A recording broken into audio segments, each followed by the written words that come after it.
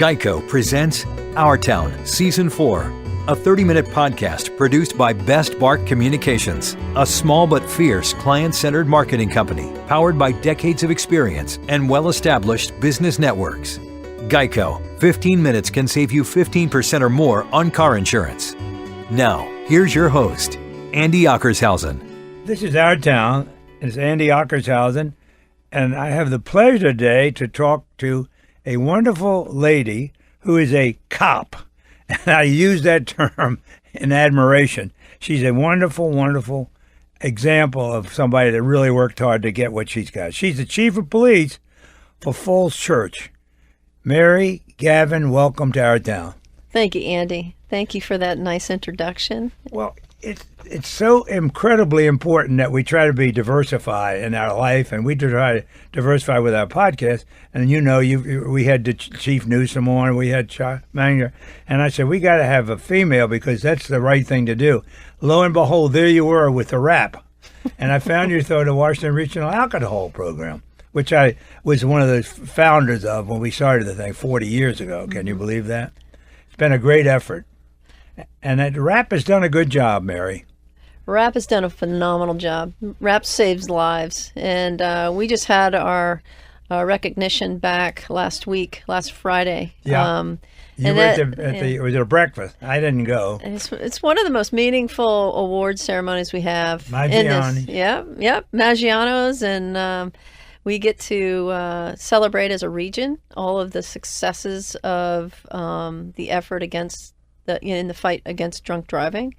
And we also get together with those that have lost loved ones and reflect on the lives of those in this region that so tragically have been taken from us. But the best part of it is actually the camaraderie between all the departments, the chiefs, and recognizing the young officers that are out on the front line every day making arrests and making people safe. It's an incredible organization to bring all these people together. And yet knowing it and being a part of it for all of these years, and I've been lucky to know all these people, we still have an enormous problem with drunk driving. It just drives me crazy, but I don't know how you stop it. It's just incredible. People still get in a car drunk.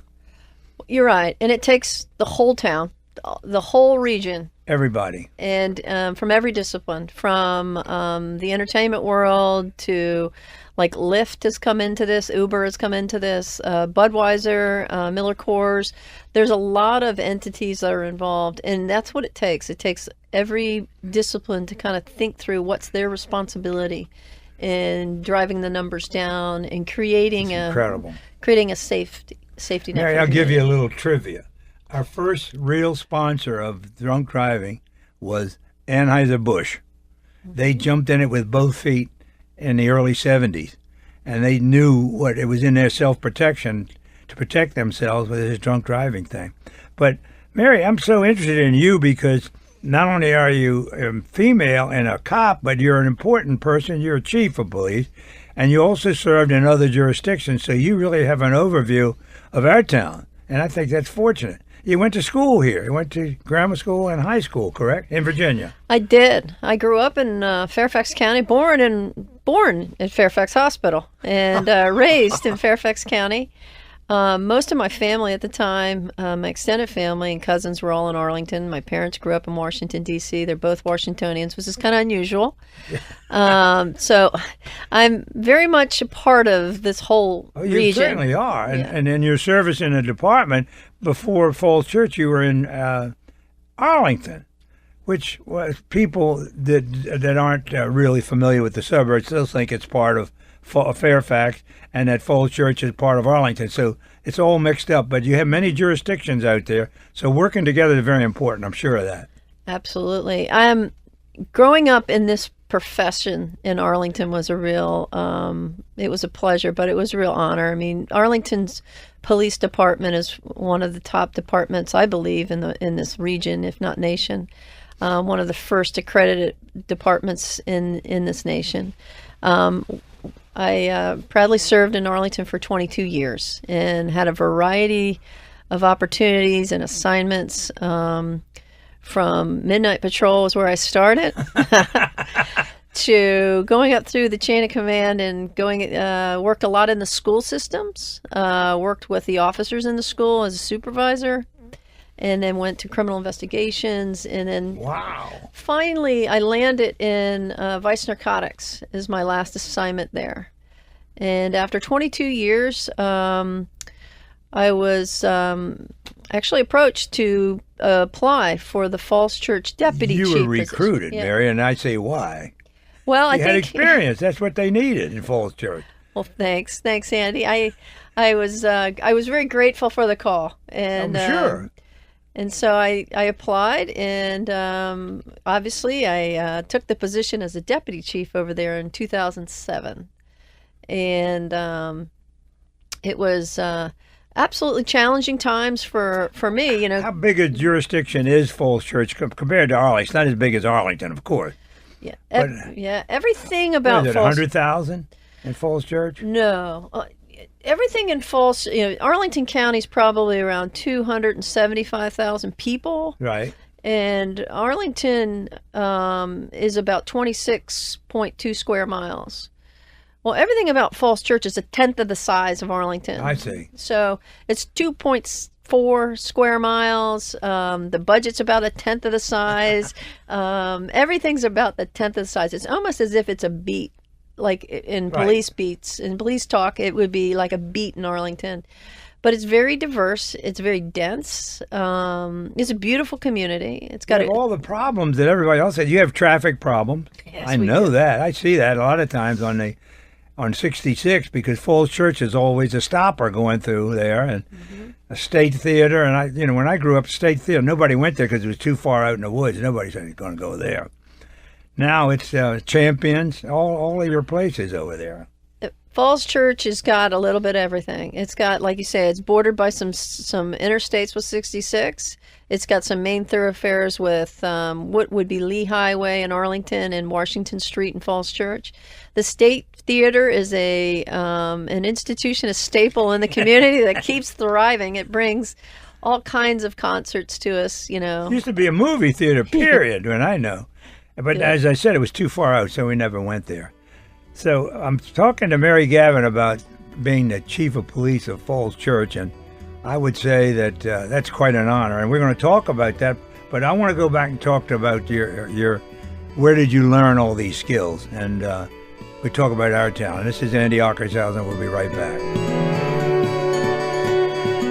The natural habitat of a creepy doll is a horror movie. It can't help being creepy. It's that small, fixed smile and those never-closing eyes, always watching you, plotting, which you're imagining. It's mindless. But when the creepy doll hears that Geico not only saves people money, but also gives them easy access to emergency roadside service through an award-winning app, it knows you should switch. Because yes, switching to Geico is a no-brainer. The only question is, how did the creepy doll move from the bedroom to the hallway? I would get out of the house. This is Sonny Jurgensen. Got a confession to make. I let my wife drag me to one of those Mike Collins estate planning seminars. Like I don't have enough on my plate with a certain football team. Actually, it wasn't too bad. In fact, we both learned a whole lot about how to protect our kids and grandkids down the road and to take care of ourselves right now. So if you get one of Mike's invitations in the mail, go. I'm glad I did. Get all the information and register online at MikeCollins.com. That's MikeCollins.com. You're listening to Our Town with Andy Ockershausen. Brought to you by Best Bark Communications. This is Andy Ockershausen. I'm talking to Mary Gavin about her life in Northern Virginia because she went to school there, and then she was a great athlete and became a field hockey player. Mary, tell us about that. Well, you're right. I went to Woodson High School, which is in Fairfax City, right on the border there of Annandale and Fairfax. And I played field hockey and was recruited to Eastern Kentucky University, where I... That was a surprise to me. When Western Kentucky is not in the great jurisdiction of the state of Virginia. But they got you, and you probably took good revenge beating the Richmond teams. But Mary, you loved Kentucky. I did. I did love Kentucky. I mean, I never dreamed of going to Eastern Kentucky, but once I got down there, I really did enjoy it. It's a beautiful country. It's much like Virginia. but it's a little I didn't know different. about Lexington. I thought Lexington was in the middle of the state, but it's not. Well, it actually is central. Eastern Kentucky University is not as eastern as it sounds, right? How big is the campus? The campus, I think at the time when I was there, was probably about 14,000. It's a good size. Yeah, it was. Absolutely. It was a actually it was a good sports university. It was good studies for criminal justice. It's actually where all of the Commonwealth of Kentucky's criminal justice all comes together. All their police academies, their state police academy, and they have a great college of they used to be the criminal justice College of Criminal Justice. Now they call it something different. But having said that, I did get a degree in criminal justice from Eastern. I had a great field hockey career. Came out in one piece. And now it's universal. A lot of women, girls, are playing field hockey. It's a big thing now. I don't think it was that big 20, 30 years ago.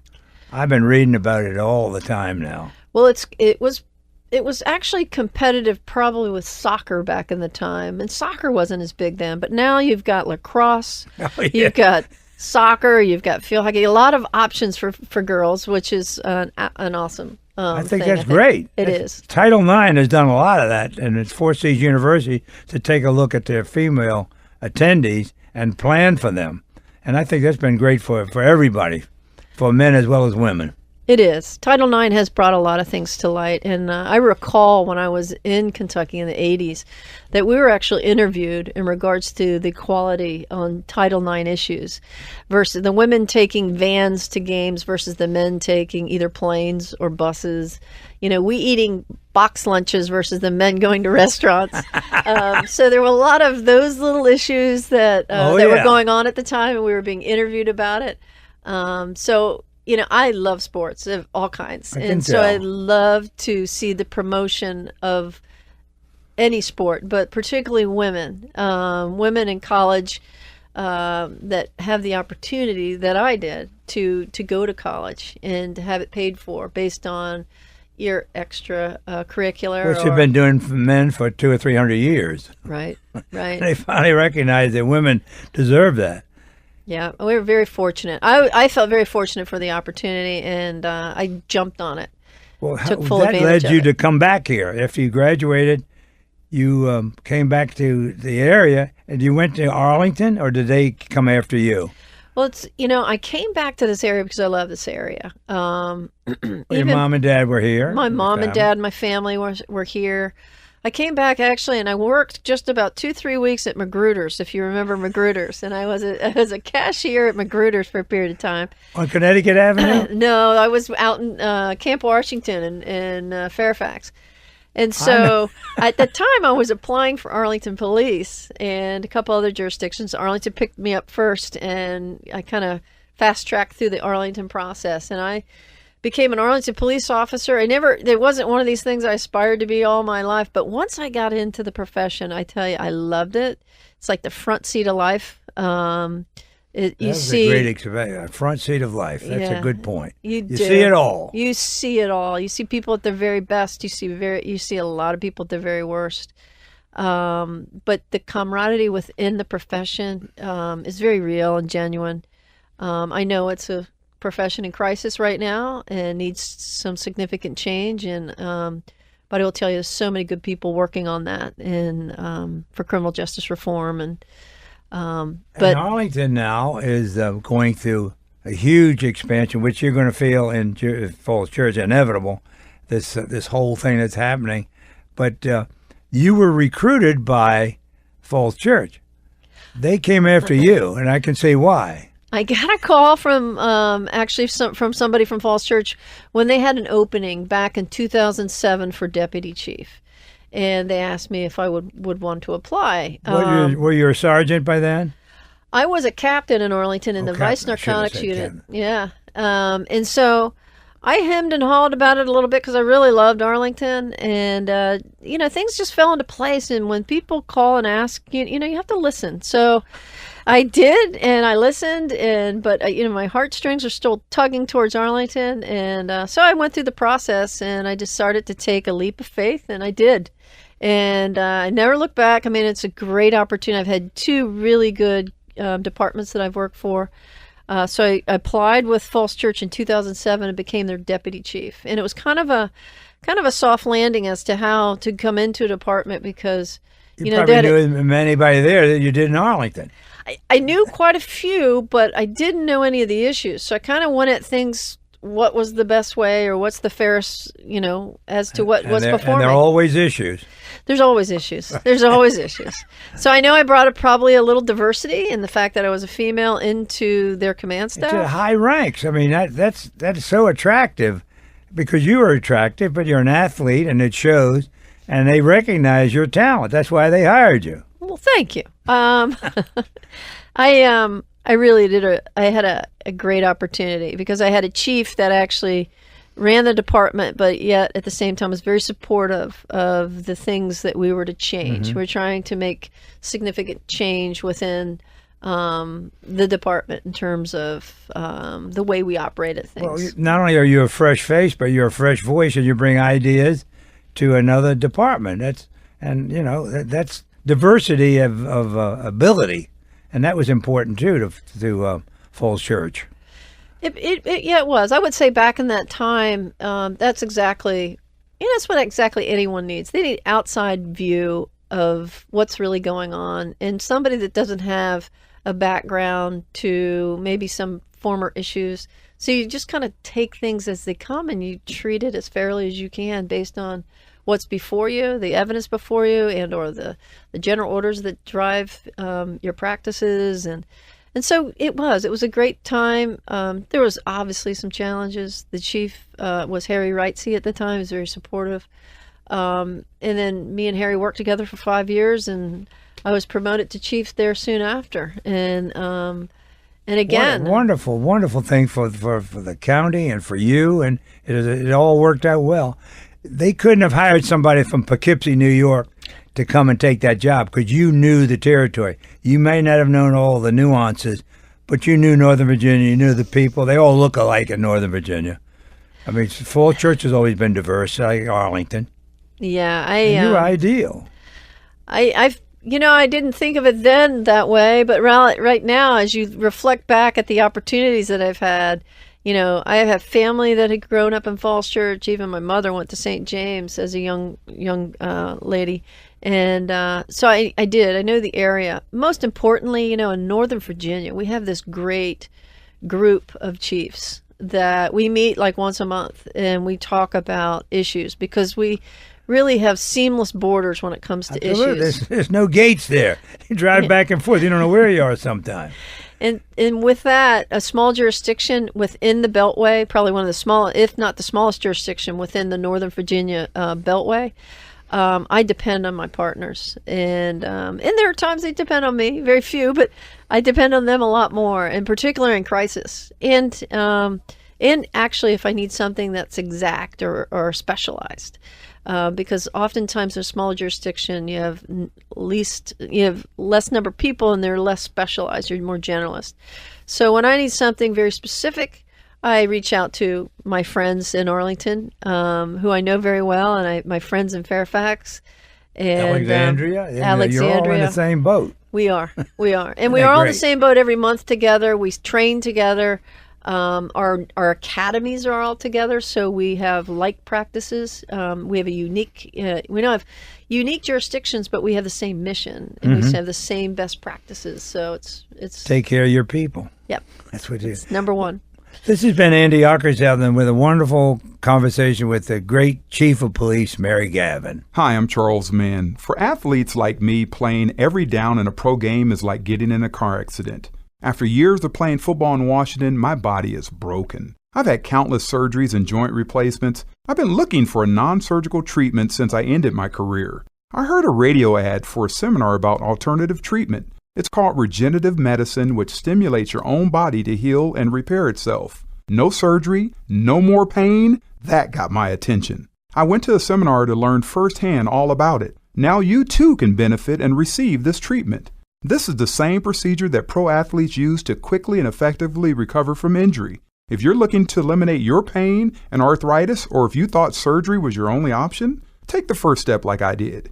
Call 410-787-7250. Register for the next seminar and learn more about this breakthrough procedure. Seating is limited. Register now by calling 410-787-7250 and start living life again. Hi, Tony Sybil here to tell you about Tony and Joe's and Nick's Riverside Grill at Washington Harbor in Georgetown. Spectacular new restaurants. We've spent a lot of time rebuilding. You'll love it. It's really fantastic. For any information, you can go online to tonyandjoes.com. It'll be a wonderful experience for the whole family. Call 202-944-4545 to make reservations. Everything is fabulous. You got to come down and have some wonderful food. You're listening to Our Town with Andy Ockershausen. This is Andy Ockershausen. This is Our Town. And my conversation with Mary Gavin has been delightful because she's a native. And I guess there are not many of us left because I'm a native Washingtonian, you're a native Northern Virginia. And that's all changed now. We got so many new people in this area. It's hard to keep up, Mary. It is. And I'm a proud native of Northern Virginia. My parents are proud natives of D.C. So to even go back a generation, and people look at me like, wow, you cannot find locals. But I am a proud local, and I do enjoy this area. I love this area. But now that you've established yourself in the police work, what is a career path for you now? Take over Arlington, or you could take over Fairfax. Or run John Manger and take over in Montgomery County. Well, These are all names I know are friends of yours, correct? They are friends of mine and mentors of mine. Tom Manger, I knew Tom when he was in Fairfax, and very good friends with Chief Jay Farr, who is the chief of Arlington. And great reputation. Great Arlington reputation. Police have done a great job. They have. And having grown up in the profession in Arlington, I felt very fortunate. Very fortunate for the opportunities. And we talk about diversity. It's a diverse community, but it was also a very diverse department.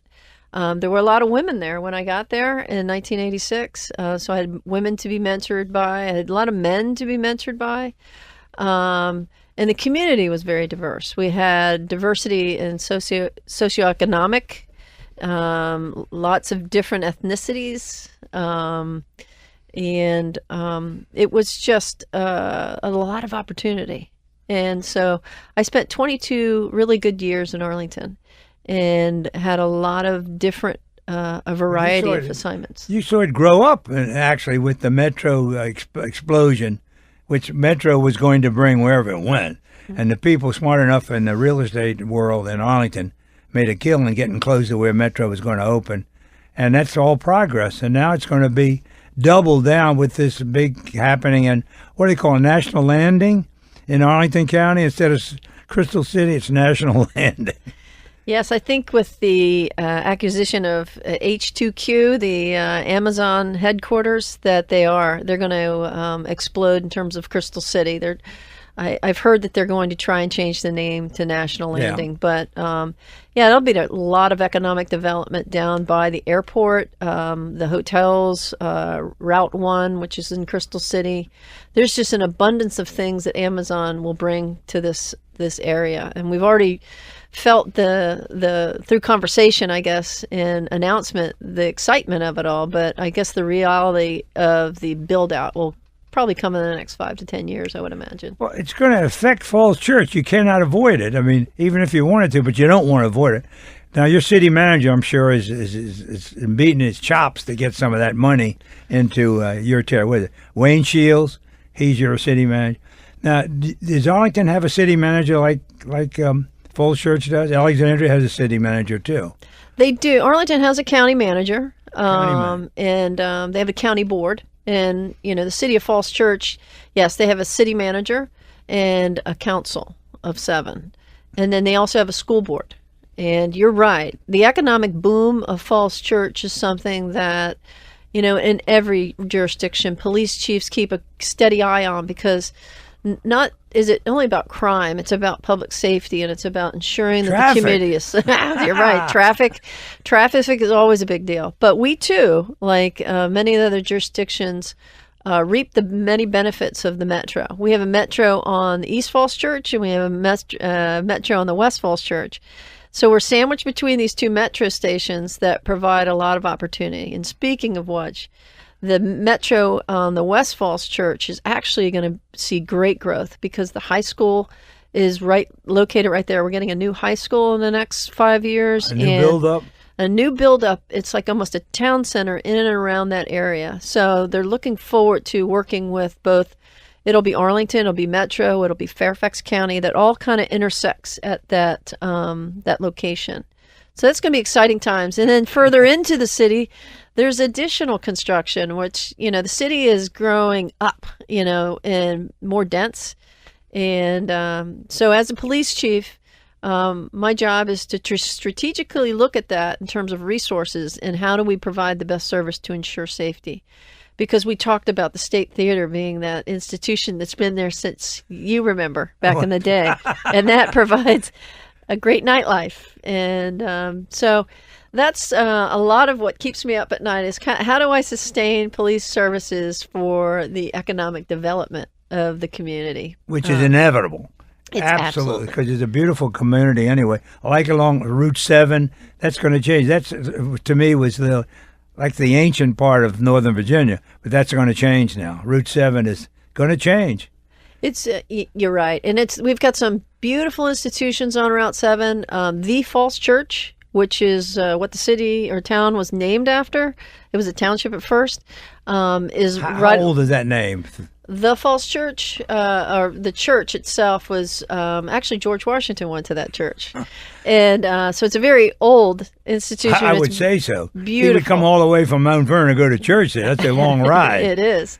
On a horse. Right. And if you look down 7 in the past, probably 10 years since I've been there, it's grown up to all of these mid-rises. So it's almost like looking like Arlington in Clarendon area. It's there are a lot of high-rises, a lot of dense residential with businesses on the lower level that multi-use. So it's exciting times. And you're right in the middle of it, Mary. You're going to see a growth happen. You saw it in Arlington. Arlington's going to continue to grow. Now you're really going to feel it. And I'm sure that Wayne Shields is very happy to have. He speaks highly of you, I know. I've read some of his remarks.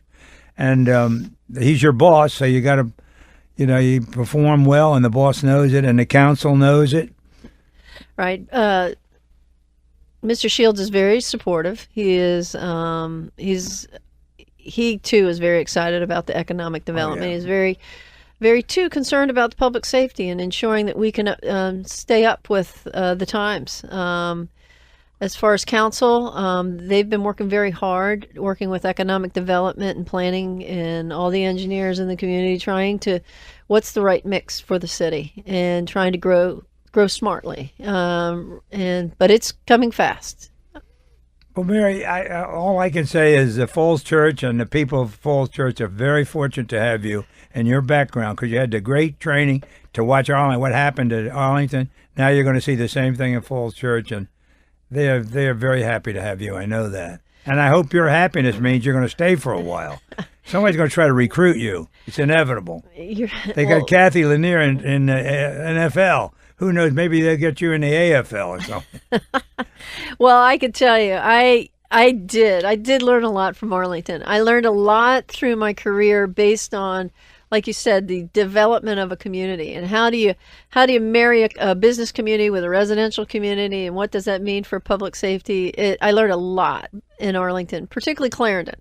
And you translate that into Falls Church, and this is what we're back into. It's like Groundhog Day. We're doing it all over. But Sure. I feel very fortunate. I have my eye on nowhere else. I love my job. And, I'm so glad. And yeah. We're very fortunate to have you with the RAP, with the organization, and we're very fortunate that we are all committed to do something about drunk driving and do what we can. And Mary, I'm so pleased that you had time to be with us today. So all the best wishes for the holiday. I don't know when this program will run, but we'll keep you informed because we have a schedule, but we'll give you plenty of notice. So the podcast lasts forever. I won't, but the podcast will. But Mary, Gavin, thank you so much for being here, and thank you for being part of our town. Thank you so much. It's my pleasure, my honor to be here. This is Andy Ockershausen, and been talking to Mary Gavin. You've been listening to Our Town Season 4, presented by Geico, our hometown favorite. with your host, Andy Ockershausen. New Our Town episodes are released each Tuesday and Thursday. Drop us a line with your comments or suggestions. See us on Facebook or visit our website at OurTownDC.com. Our special thanks to Ken Hunter, our technical director, and WMAL Radio in Washington, D.C. And thanks to Geico. 15 minutes can save you 15% or more on car insurance.